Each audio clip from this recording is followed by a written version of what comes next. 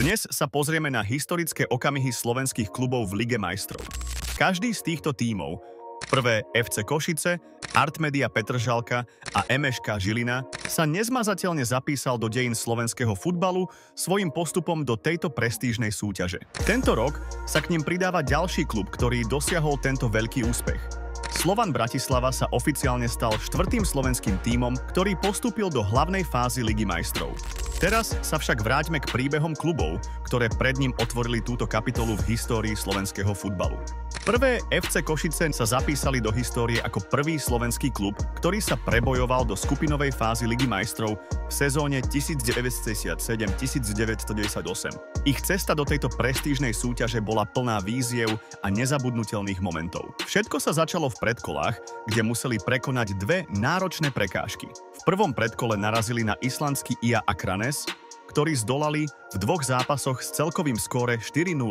V ďalšom kole sa stretli s ruským Spartakom Moskva a po dvoch napínavých zápasoch postúpili s výsledkom 2-1.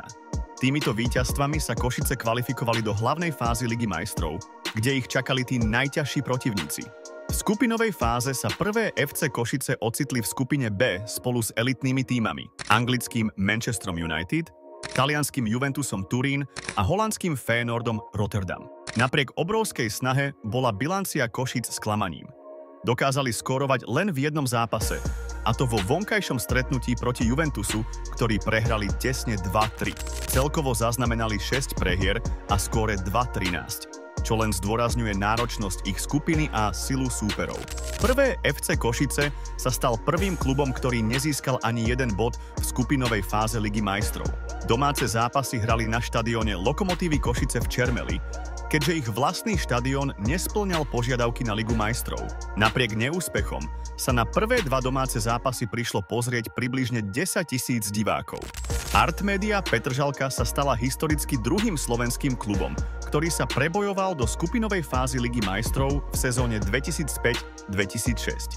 Ich cesta do tejto prestížnej súťaže bola plná prekvapení a nezabudnutelných momentov.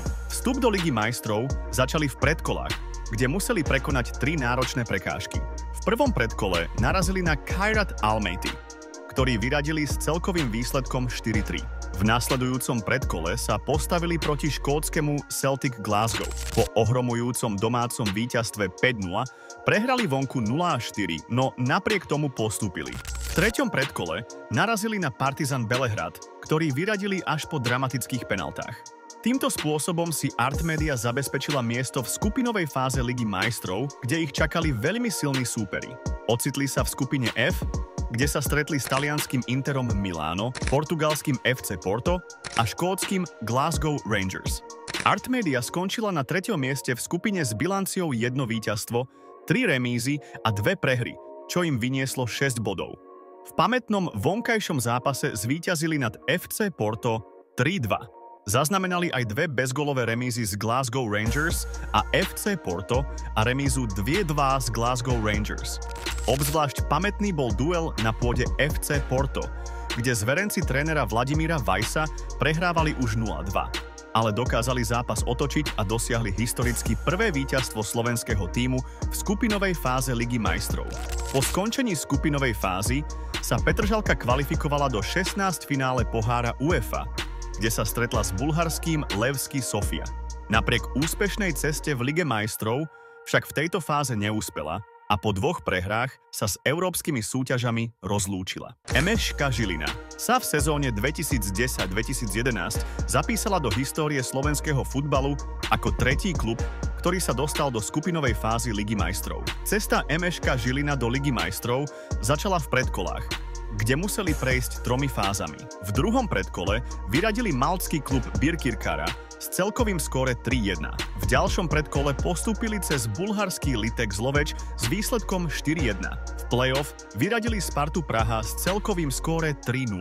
Týmto spôsobom sa MŠK Žilina prebojoval do skupinovej fázy Ligy majstrov, čo bol historický úspech pre klub aj slovenský futbal. V skupinovej fáze sa Žilina ocitla v skupine F, kde sa stretla s anglickým Chelsea Londýn, francúzskym Olympique Marseille a ruským Spartakom Moskva. Zápas, ktorý sa zapísal do dejín, bola domáca prehra Žiliny 0-7 z Olympique Marseille.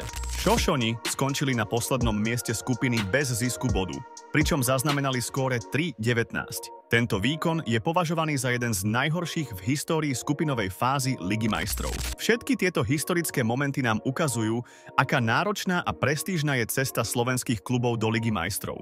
Prvý FC Košice, Artmedia Petržalka a MŠK Žilina si svojimi úspechmi vydobili miesto v dejinách slovenského futbalu, aj keď ich výsledky v skupinovej fáze neboli vždy priaznivé. Pre viac podobných videí sledujte Futbalové zákulisie.